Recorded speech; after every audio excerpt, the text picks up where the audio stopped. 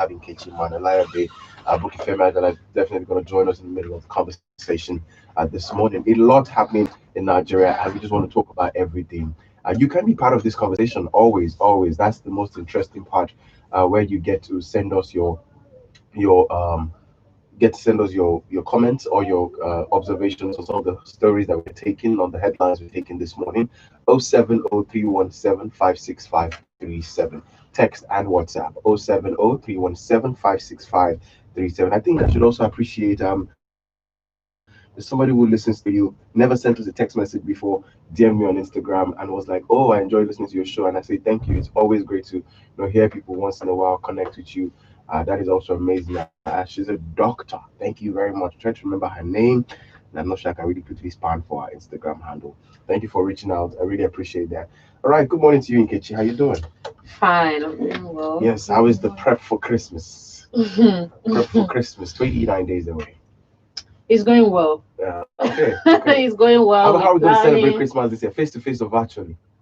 face to face, so because I know Nigerian people, even if you say virtually, Yeah. they would still do it. They will still do what they want to do.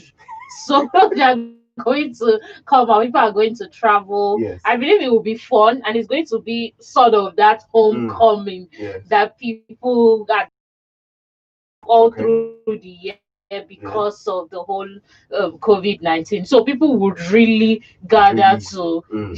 to actually spend it All right, if you're festive. listening, watching a video this morning of a nurse who was sharing her experience, who has been a nurse for over 12 years, been in ICU for about 8 years. And then she says, it's on a cold night, on a very cold night, you get like three, four people die, and some nights you don't even get at all. At But, all. being in a pandemic where daily you're not recording less than 30, 40 people die every day. And, seeing that number every day can be really traumatic. And she was sharing this experience, and I really like those persons who took time to celebrate her and other doctors and nurses who moved to major cities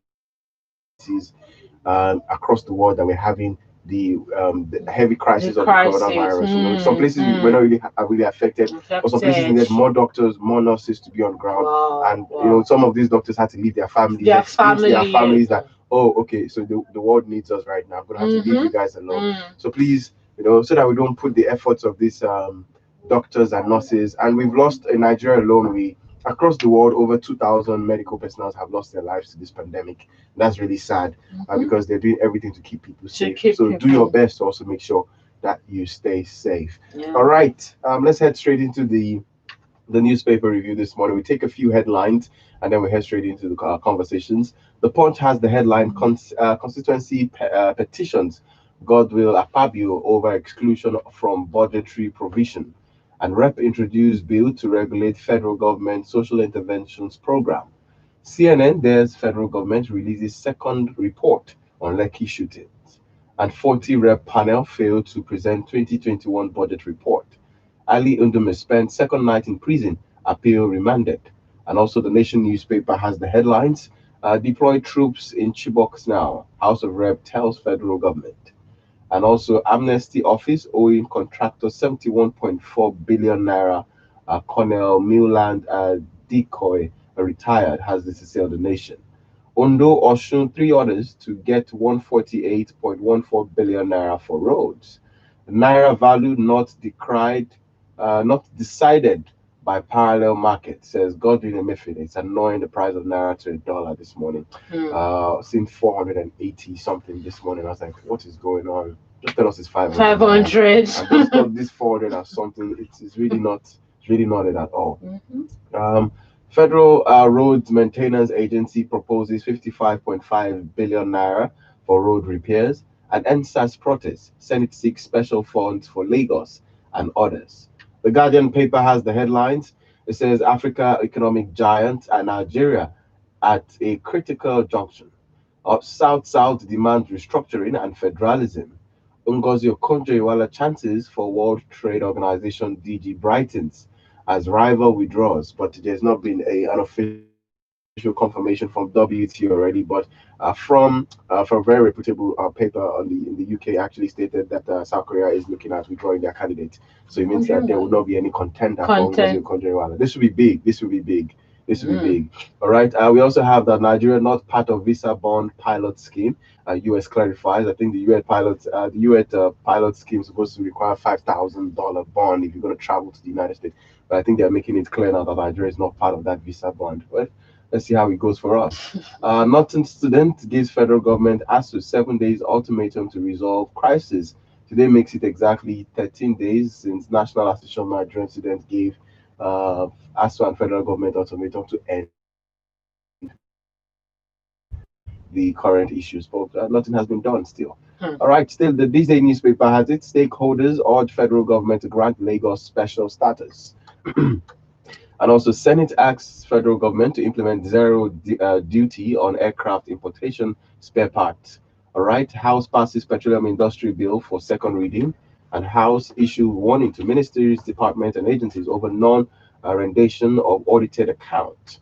The pen pushing panel on police brutality, police intimidating petitioners, says panel chairman. This is really sad. Just I think it was yesterday or day before yesterday, one of my colleagues there on the afternoon team was talking about still seeing police still exhibiting some form of harassment and searching people, searching their phones without necessarily giving a concrete explanation for why they are doing it. This happened around that Agege axis, I think 2 days ago. So please, I think there is need for officers to be very vocal in how they communicate things. It's really sad when you hear stories of officers who do not know the right things to do. We definitely need to do a lot of work, and I believe that I just want to believe that the federal government is going to do all within its power. Or even how to communicate, which is why this retrainings we're talking about is really important. So if there's something, sometimes the how to, some of them don't really know how to pass across the message, and then of course the people you are going to be trying to search or talk to, if they don't understand what you're saying, it's going to be seen as harassment. Of course. All right, we go straight into the daily this morning. We start with the governor of Lagos State, Mr. Babajide Sanwo-Olu, has appealed to residents not to allow external forces destroy the well-being and security of the state. I like the way he uses words like forces beyond my control, and now it's external forces. All right, it's on the Punch newspaper. Do you want to be part of the conversation of the newspaper review? Send us a text or a WhatsApp message on 070-317-56537 to be part of the newspaper review this morning. The governor spoke during a stakeholders engagement tagged internal security and conflict resolution in Lagos State. The meeting, which was held at the Adeyemi Abero Auditorium, Alausa, was also attended by the Minister of Interior, that's Rauf Aregbesola, Minister for Police Affairs. Also was the human rights lawyer Femi Falana, among others, were among those who were at this particular meeting. Do not allow external forces destroy us. This is coming from the governor of Lagos State, Mr. Babajide Sanwo-Olu. Now, when we look at the protection of Lagosians, Lagos is a very pretty big city, about estimated to be around 20 million people. And we were talking about power yesterday on the radio. Okay, the full privatization of the power sector. Why is that going to be the way forward? And then my guest, who is a highly decorated journalist, spoke about the fact that Lagos alone needs 10,000 megawatts of power, and that shows how big Lagos can be. The GDP of Lagos is twice that of Ghana, and that's to tell you how much, our population in Nigeria is almost equivalent to what is in Lagos, so equivalent to what is in Ghana. And that when we talk about internal security and the governor using statements like, do not let external forces. I just want to read a little bit of what he said. He said the coordinated and destruction of the coordinated protest and the destruction that trailed after the NSAS protest was a wake-up call to all citizens and security organizations to be vigilant, to move against actions that would affect the well-being and security of Nigerians. He pleaded with residents to allow the seed of peace being sowed to germinate, while also stressing on the need to re-establish communication links between the governor and the people. The words of the governor says, we have to reignite the communication link between the government, and the people, so that the fifth columnist or conspiracy theorists will not be able to infiltrate or spread disinformation or misinformation that would jeopardize the future of our country or the opportunities available for our youths to contribute to the greatness of our country. Now, he made this statement yesterday, and there was a 15-point communique issued after the meeting called on the federal government to treat Lagos security as a national issue. Well, definitely the end of the NSAS protest just saw events like the destruction of BRT buses, looting of people's private shops. Private, We saw malls being businesses. destroyed, and that is uncalled for. But establishing that link between the government and the people is not just at the state level, but at every level. We need proper. It can be ignited with the principle of transparency, because if the citizens do not feel like their leaders are telling them the truth or have integrity, it doesn't matter whether it's a physical meeting, online communication, we are not going to get that bond. We're not going to get that, that vibe, that aura, that environment that is needed to take us from where we are to where we ought to be. So I would say, let's start with the leaders proving themselves that they are, they really want the furtherance, the vision and the furtherance of Nigeria. They want the growth of Nigerian citizens. That is really the first point of call, because up until that is established, at least to a particular extent, of course, Nigeria is not just to be in 1 year or two, even in 2023. It's going to take a process, it's going to take time, but people need to see pattern, because the best form of repentance, apology is really changed behavior. Yes. So that is the first and basic thing, and we still have that mistrust that is going on. Any little thing that a leader says, now do you still feel like, they're still suspicious, basically. So until that is established, and of course on the part of the youth to try and be open, trusting and forgiving. I know that is hurtful, especially with everything that has happened. Not even this NSAS period, even before now. It looks like the cup keeps being filled up. So we need to also allow ourselves to be forgiving, as well as we allow them prove themselves. That is really the foundational point. All right, we go straight into other headlines, and I think this is pretty interesting. Federal government may ban tankers above 10 years and force load capacity. So, in a bid to curb the frequent petrol tankers crash on the roads, the federal government has expressed its intentions to ban the importation of articulated trucks older than 10 years. The government has also directed the Federal Road Safety Corps to commence the enforcement of the maximum load capacity, 45,000 liters of petroleum products by trucks. All right, and this was part of the resolution reached by the major oil marketers of Nigeria and the National Association of Road Transport Owners at the renewal workshop, which was held September 24th, which is now being scheduled for implementation during a follow-up meeting held at the Federal Road Safety Corps National Headquarters in Abuja on Monday. It says here that the federal government takes measures with strategic stakeholders against petroleum tanker crashes, disclosed by the FRSC commercial represented the secretary to the government across the country. Now we're seeing this kind of conversation. These are things that should have been enforced for a very long time. Roadworthiness of, and Nigerians are still highest consumers of used vehicles in Africa. I don't think right now, even if I'm going to afford a vehicle, I'm not seeing myself purchasing a brand new car in the first place. So, but when it comes to trucks, we have seen that everything and anything comes into our ports. Everything and anything comes into our port, and this is really worried. I'm concerned about the word may ban, which is supposed to be we will ban the importation of tankers that have been imported into the country that are older than 10 years. Because the truth is, definitely a lot of the trucks that come into these countries are pretty old, and some of them do not have the capacity to wheel themselves on the road for that long. With the Nigerian bad road. Some of why they don't look that bad is because of the countries where these trucks are coming from. They have good roads, they properly maintained. But when they bring them here, there's so many things that are just infiltrated from the oil we put into the car, the tires we use. We literally almost buy everything secondhand. And I think the FRS should be looking at, okay, what do we need to do to be able to sustain? And we have some companies in this country that are already looking at establishing their own trucks. But definitely it's expensive. It is definitely expensive to start up things like that. But do you see this being enforced anytime soon? Because one of the things that the stakeholders put is, let there be a timeline. Don't just tell us we are going to, because we are going to can be another 4 years. Of course, it can be another 4 years. It can be another 5 years. About it being established soon, I really hope so. because this one that we are seeing may, or the word being used is may.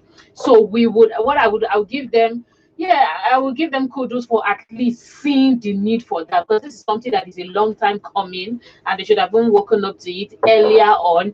But okay, now that you're waking up to it, well done. However, the word should not be may, but actually will. I remember that there was a period of time in this country that most people are aware of as well, that there was this also, it was this case of importing like 100 years old stuff was in the airline industry until when we started having crashes.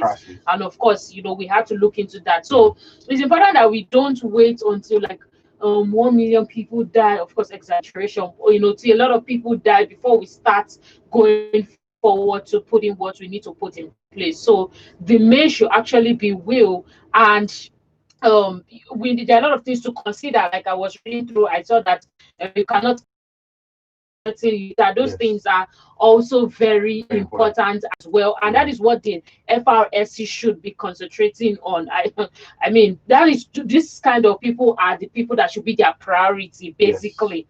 And let us make sure that this is enforced, because I noticed something, Daniel. It's not that we don't have rules or regulations in Nigeria. It's that the enforcement just goes, it will start, we would see that this is what we need to put in place, and then maybe 6 months down the line we're looking for the enforcement. And without proper enforcement, consistent enforcement, it cannot be carried out. And this is about the lives of people. What the lives that tankers have taken alone is a lot, and it's not something that we should really take lightly, because these are lives of citizens. Look at the way other countries take the lives of their citizens, literally. And I think it also calls for us as individual drivers in the apps. I don't see their names in any of this report here, because they are the key stakeholders. The drivers, what evaluation is being done to them. We have a lot of very young people behind this truck. Sometimes I see the drivers, I'm like, how are you allowed to drive a truck? Who gives you the key? Like sometimes I see drivers and I'm praying through that, let the vehicle that let it just pass, because it's not even young.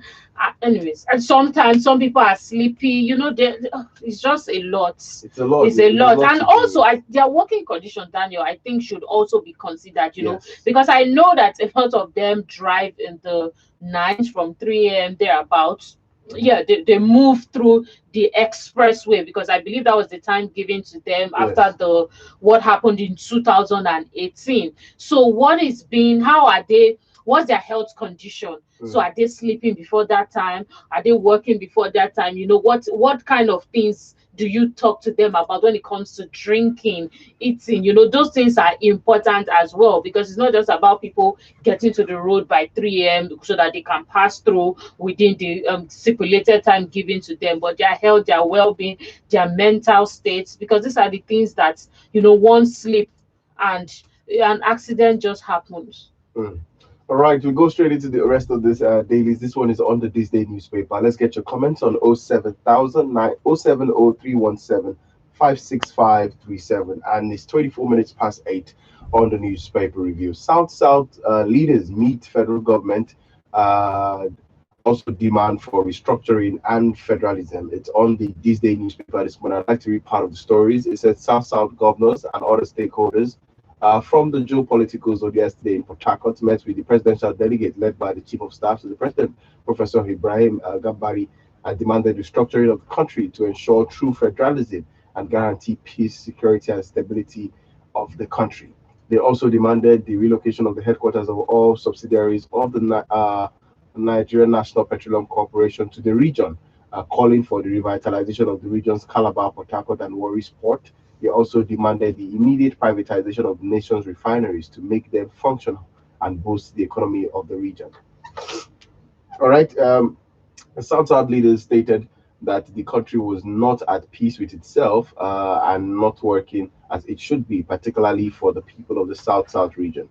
The chairman of the South Governors Forum, and the Delta State Governor, Senator Ifeanyi Okowa, presented the position of the zone during its stakeholders meeting with the presidential delegation. The meeting earlier that was slated for November 17 was cancelled at the last minute on the excuse that Gambari and some other members of the delegation had to attend an emergency meeting of the National Security Council, presided over by President Muhammad Buhari in Abuja on the same day. The sudden cancellation of the meeting angered leaders of the geopolitical zone who demanded an apology from the government. The presidency had fixed the meeting with the governors and other leaders of the region to discuss burning national issues affecting the region and the aftermath of the NSAS protest. The federal government delegations was supposed to include all the ministers from the geopolitical zones and other regions. But some Amici was actually said to have not been in that meeting for reasons not yet stated why he was absent. But the South South leaders have come out on a position, re-speaking the minds of Nigerians with regards to privatization of the country's refineries to be able to boost the economy and the region. But what do you think of this headline? I think, I like the perspective they are coming from. I like the perspective they are coming from, and the headline and the full what the paper says, what this particular section of the paper says, talks about them looking to actually make money from their region to be able to govern their people rather than waiting for one big budget from our federal government, from presidency to actually fund us. And for me, that was something that just makes sense to me. It makes sense to me. And they have the right to say, oh, let us bring this to privatize this and let us see how it works from there. Because when it has not been privatized, when it has been in the hands of the government, we haven't seen much happen. And it's only insanity to continue to do the same thing and expect a different result. So let us privatize it and see what comes out of it. But there are things that we need to go through. We need to look at, okay, so what is privatization going to do? What advantage is it going to have? What disadvantage is it going to have? Because it's not just about the talk of it, it's about what is the action plan, what is going to be the ripple effect. Why has it not been privatized up until now, and what is it going to be for the future, for the moving forward of Nigeria as a nation? What is the best of it going to bring for us? So yeah, especially that part of trying to fund the region. For me, it makes a lot of sense. All right. There's still a lot of conversations with regards to the NSAS aftermath, which the UK Parliament have threatened to sanction those have threats to sanctions over the rights abuse. But the federal government has a different side of the story. The Minister of Information, this is on the This Day newspaper, the Minister of Information and Culture, Alhaji Lai Mohammed, told this day in Abuja that the UK government will not sanction Nigerian officials over based on a fake report. He was reacting to Monday's resolution taken after the parliamentarians have considered a petition signed by 220,000 signatories in the aftermath of the alleged shootings of protesters at the Lekki toll gate on October 20th, calling, among others, for sanctions against indicted Nigerian officials. However, the Pan Yoruba Sociocultural Group, Afenifere Pan and Niger Delta Pandef, has hailed the UK Parliament. The Iowa Consultative Forum said it was losing confidence in the UK lawmakers. All right. Also, yesterday there was an uproar on the floor of the Senate as senators demanded the setting aside 1% of proceeds from the value-added tax to compensate Lagos State and others affected by the violence associated with the NSAS protest nationwide. Meanwhile, despite the federation's federal government protest over the earlier report on the Lekki tollgate shooting, for which it demanded retractions, the CNN yesterday aired a second report on the incident, which was in which it analyzed CCTV footage tendered before the Lagos State Judicial Commission of Inquiry, probing the matter to show the soldiers fired at the protesters. So now a major conversation which the federal government is still speaking about, and the fact that our own stories from this side, especially from the federal government and the security agents, have been inconsistent. They have been in denial. They've gone back on certain words. First Army wasn't there. First Army is there. Army fired blank bullets. Well, we fired bullets. And all of these reports adding up. I want to find out your perspective towards how you see these stories being played out on the federal level and how the federal government is responding to these stories. So, with what CNN is showing and what has been said, the and I think it's Lai Mohammed that was also saying that CNN on their own part as well, even though what they're trying to do is trying to also show information and footages that have not been seen, have been inconsistent with the figures. So what I think that we should do, I think that we should try to be objective. It's a very emotional situation, truth to be told, but we should try to be objective so that we are able to line up every single facts and yeah, every single fact and evidence that we find. So if we say, oh, 15 people died, for instance, we should be able to say, okay, these are the bodies. I know about, yeah, I know there are people, okay, people, not people talking about people in the hospital now, but we're talking about people that passed on. I know that there is one body, one dead body that's particularly been on social media per se, but then we haven't seen maybe the rest of the numbers that keeps doing the back and forth, the bodies of these people. I'm not even necessarily waiting for family members should come and say this is my relative or this is not my relative, but it should be about the body. So let us see the bodies, let us be able to match it with the particular figures, because up until that is done, we are going to be having words back and forth, just like the CNN is coming to say, oh, this is what we're seeing. We have, I believe it's Lai Mohammed say, oh, look at you. One time on your Twitter, you tweeted this number. Then the next day you tweeted the other number. You yourself, you're not consistent. It's like we're having words back and forth because we are not, our evidence have not been fully presented. So we need that evidence to be fully presented in all ways, so that it's not one person's words against the other. This is the fact, these are the evidence, and so what do we have to say about this? Okay.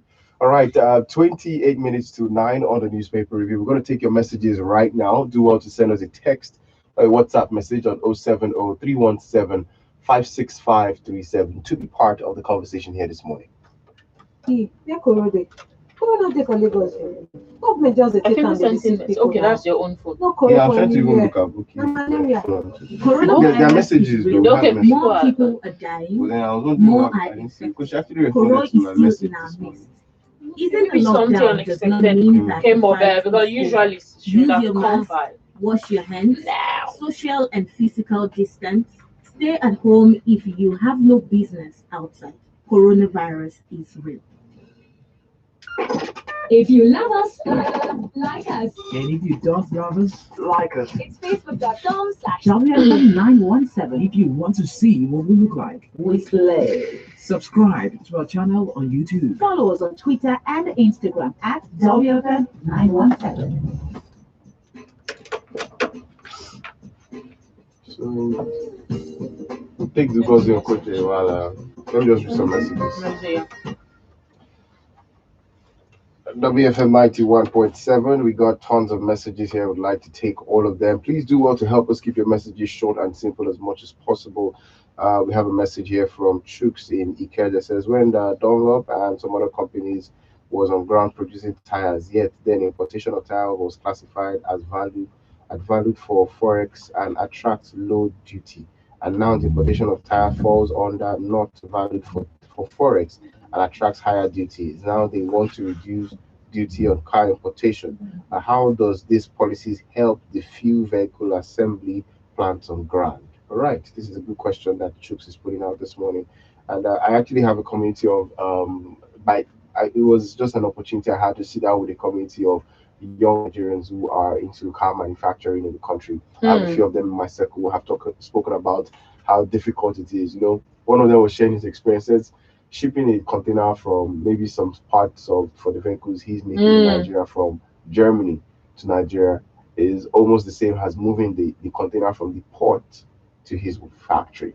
Wow. So when he spoke about that, I can relate to where Chooks is coming from. And then Chris in Magboro says, why do you always refuse to read the second out option of my message? I can't actually see any of your previous messages. So Chris, I think you should check your phone and please be sure that the message actually is sent, because sometimes the network might not be favorable sometimes. But please, I would not do the mistake of not reading your message as long as it falls in the line with what we talk about here.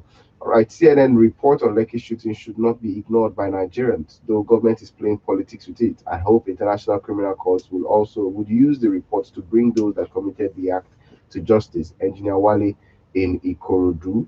All right, Rosenja Mutiu says the commissioning of refineries by PMB is an indication that good times are ahead of this current administration. Just that PMB is being surrounded with parasites in the name of ministers and political appointees, which is not good for the fight against corruption. Congratulations once again to our old Ngozi Okonjo-Iweala, as a counterpart in the WTO race has willingly withdrawn. I hope she will not betray us. All right, Nigerians had in her. Okay, she will not betray the trust Nigerians had in her. This is coming from Rosenja Mutiu in Alakbere. It says at times I wonder why anything progressive should always be a challenge in Nigeria. The issue of fuel importation is staring us in the face without solution. Now they are debating truck. When we make laws without enforcing it, what difference does it make? It is obvious that some business owners in Nigeria are above the law. Mofe Steven in Ikotu sending us that message in. Please advise that for the 15 sins of CNN, Lai Mohammed and NBC should be fined. Okay, a fine 5 billion naira and licenses for 50 years. Kudos to the information minister. This is coming from Comrade Adekunle Adebanjo in Ikorodu. I'd like you to just rearrange your message again. I'm not sure I really get what you're trying to say. Addition of Wasu says 2023, if the APC ticket must go to the south, it must be the southwest. This is clear. I think there's already a conversation about that already, but I don't know how that is playing out as we speak. All right, let's keep those messages coming in. 070-317-56537. Let's quickly talk about Ngozi Okonjo-Iweala, and a lot of reports. People are already celebrating, but we cannot celebrate if there is a proper confirmation from the World Trade Organization with regards to who is appointed. So South Korea appears to have decided to withdraw its Minister of Trade. That's Miss Yo Young-hoo from the race for the World Trade Organization Director General, paving the way for Nigeria's candidate, Dr. Ngozi Okonjo-Iweala, to be confirmed the head of the global trade. Well, Washington Trade Dailies, a report on Monday's edition of their report obtained by this, they quoted people familiar with the development to have said that South Korea was expected to announce its decision to withdraw their candidate to enable WTO General Council appoint Ngozi Okonjo-Iweala. But we know that one of the main reasons why there has been a big delay in this appointment was the stand of the United States saying that they wanted South Korea.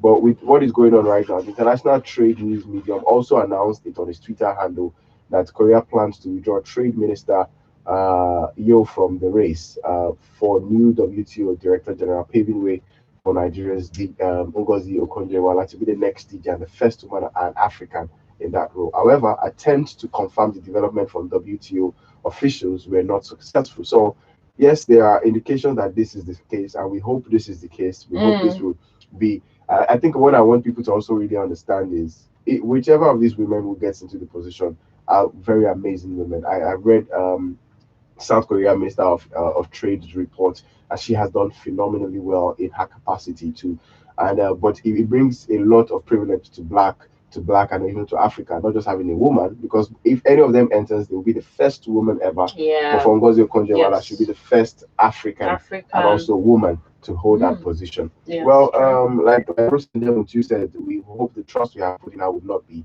but she has actually been delivering over time at different capacities that she has served.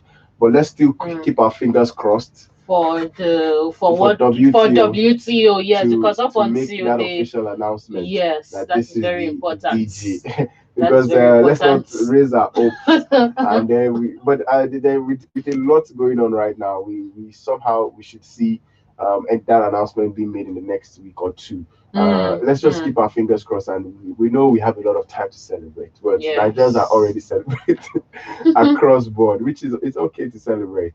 All right, let's keep those messages coming in. 070-317-56537 is the number to send us a text or a WhatsApp message to be part of this conversation. All right, let's take some of the WhatsApp message that we have here. Okay, someone should tell the information minister that he can manipulate the media here, but the likes of CNN are above and beyond his reach. Full stop. Chooks in Ikeja. All right, Martins from Mushu says, Daniel, did you watch the UK Parliament? Yes, I did. Our own lawmakers are busy with other things, but another nation is now having sleepless nights over our issues. Have you been seeing the tales of horror coming from the panel of police brutality over the nation? Yes, I see them and it breaks my heart. We are treated below humans in our own country by our people, by the people that are being paid by our taxpayers' money. It is very, very sad. This comes from Martins in Oshodi. He also says here that I watched the Senate proceedings yesterday when the issue of money to be given to the southern states that suffered destruction from the NSAS violence was raised. Another senator from North said that those in the North who suffered from bandits must be considered too. Must we always play tribalism with everything? This is coming from Martins in Oshodi. Well, we'll dig more into the story. All right. It says for a reputable media organization like CNN to have said that it has proof of shootings of protesters by Nigeria Army truly means that it has real convincing evidence to support their claim.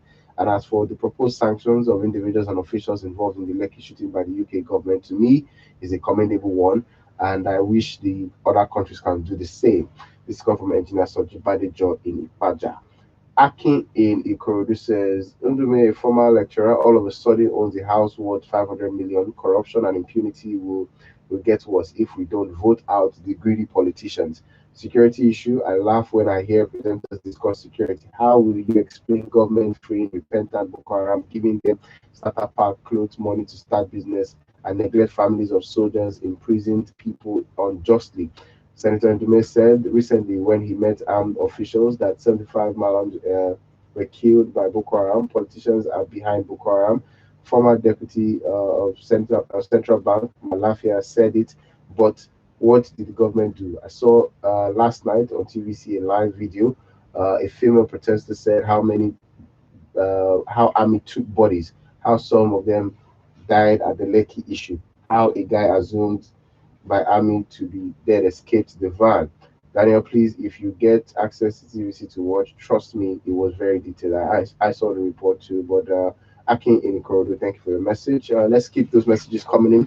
07031756537. Okay, Pastor Adebayo from Ikorodu says, for the 15 sins of CNN, Rai Mohammed and NBC should fine them $5 billion US, and we please, what was discussed at the Niger Delta Forum yesterday? God bless Nigeria. This Niger Delta Forum or the South Forum? Please clarify for me, Mr. Wale. I'm aware of the South Forum yesterday. All right.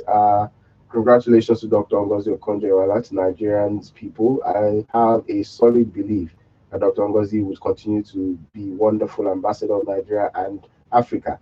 I can see the first Nigerian female president in her. God be with her. All right. This is coming from Ofe Steven in Ikoton. Okay. This one is for, okay. A lot of people are just sending congratulatory messages. All right. On the South leaders, I do not think that they are serious yet. Zamfara is selling her gold, but oil is for the whole nation. Where is the equity and justice for all? All right. This is still from Martins in Oshodi. All right. 070-317-56537 is the number to send us a text or a WhatsApp message to be part of the conversation here this morning. But I want to quickly take this headline this morning with regards to employment, before we take the one on employment, let's take the word of today. Actually starts the 16 days of activism against stand against sexual gender-based violence, and I'd like us to quickly talk about it this morning. One of the conversations I'm having, if you listen to the radio very early in the morning, I did the wake up show, which this week have been talking about shame, which is something that we have not been taught how to definitely deal with. And when we look at sexual gender-based violence over time, historically, we have seen that the victims are being blamed for the crime, and it's really, really sad. But the wife of the Lagos State governor has been raising awareness with regards to gender-based violence. The wife of Lagos State governor, Dr. Ibijoke Sanwo-Olu, on Tuesday, bemoaned rising cases of gender-based violence in the state. Mrs. Owolu, who spoke at the press conference on the 2020 Gender-Based Violence Week, teamed Orange the World, Fund, Respond, Prevent, Collect, urged victims to speak up so that the perpetrators could be punished. She said statistics from the Directorate of Public Prosecution shows that reported cases of domestic violence in Lagos from January to date stood at 268, adding that 213 cases were not taken to court. So if you look at how many cases, 268 cases, and adding the 213 of these cases were not taken to court at all. According to her, records presented by the Inspector General of Police earlier this year during the coronavirus lockdown said that 717 rape cases were reported. And there's always this multiplying effect that if you can report this number of cases, you should multiply it by 2 by unreported cases. And these things are going on. We saw how there was a very drastic shift in the rising number of cases of rape and gender-based violence. It was really pathetic. But I want to use this platform and this medium to talk to our people. We must not begin to justify what is wrong. And a lot of the times, I think this pandemic has actually shown us a different side to rape and perpetrators of violence again. Because this particular time of the pandemic, it wasn't strangers, it was family members, fathers, cousins, brothers, people related to the individuals that were perpetrating this crime on children. We saw a rise in number of teenagers getting raped, children getting abused during this pandemic. Let me get your thoughts on this. So this is a very, very touchy topic, and it just makes a lot of sense that we're drilling down on it to actually talk about it. First of all, victims should begin to become courageous to know that, hey, this is not shameful, because again and again we see it, whether we're talking with from the GO of a particular church or your family member, it looks as if the person who it happened to is the one that is shameful, feeling ashamed, feeling less. So this conversation is very important to let them know that you are not the one that did the wrong, you are the one that was wronged. So I'm so happy, and I really hope that it gets to the right people and the right people listen into this conversation. So please, if you're listening as well, just make sure to tune in so that people tune in and tell other people to tune in as well, so that people who actually need to listen to this can also get into this. Yes. Also, the other balance that I always say is, while we are creating awareness, in a week like this of gender-based violence, and just having our awareness week, month, whatever the case may be, let's also use that drive. I'm looking for the exact word now. Let's leverage on that, the awareness, to also speak to the men as well, speak to the young boys, to teach them, to help them understand the value of women. Because if we're only telling them, especially the young boys and teenagers, that, oh, it is not right, it is not right, it is not good, they may not really get the message. But when they understand the value of a life, the value of a female life, the value of girls, and of course girls, the value of boys and men as well, we're able to get something much more long-term than just a conversation or an awareness that did not go as deep. Because the real essence of the reason why we have this week, that week, this month, that day, is so that we continue to emphasize, and it is consistently on our minds, why this must not continue. Not just why this must end, but why it must not continue. And we need to balance it up, making sure that both genders are brought into the conversation and awareness. So for the next 16 days on Women Radio, we are going to be extensively looking at this on our Big Question platform, and I'd really like for us to engage with this conversation on the 9 o'clock hour on the Big Question. It starts at 9:15 to 10. From now until the next 2 weeks, we are going to extensively be talking about stand against sexual-based violence in Nigeria. And please do well to listen. Let's be open-minded to this conversation.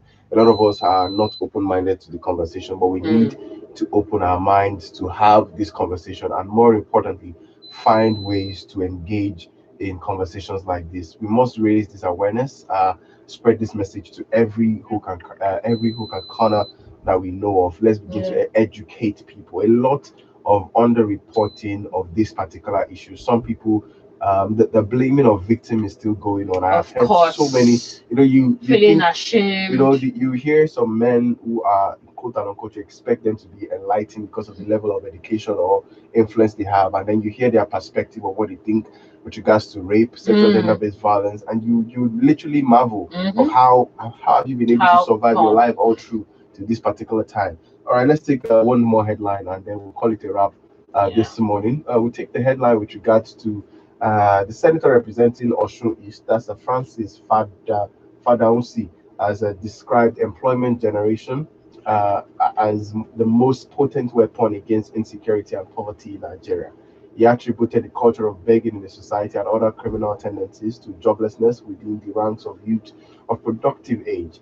Father Osi, who spoke yesterday at the opening of the scheme for the empowerment of 300 youths with skill in collaboration with the National Directorate of Employment in Ile-Ife and Ilesha, represented by Wale Afolaju, said the participant would receive take-off grants at the end of the training. Well, what do you think with regards to his statement on employment generation is the most potent weapon against insecurity and poverty? Do you agree with that? Yes, to a particular extent. But we also need to be very strategic about where and how we're doing the employment.